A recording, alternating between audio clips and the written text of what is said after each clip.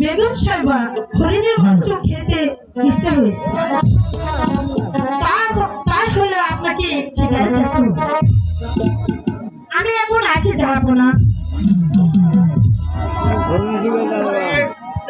উজির সাহেবকে রাজ দরবারে পাঠিয়ে দাও। তাই যাচ্ছি জাহাপনা, তাই যাচ্ছি।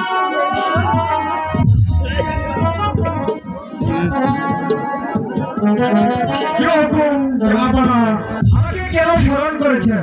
উজির সাহেব দাসী এসে বলে গেল বেগম সাহেবের নাকি হরিণের মাংস খেতে ইচ্ছে হয়েছে।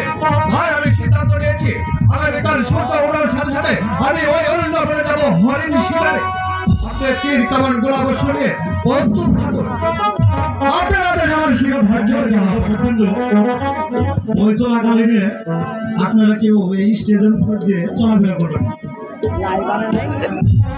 আপনাদের শিরোধার্য জাহাপনা, আমি শিকারে যাওয়ার সমস্ত ব্যবস্থা করছি।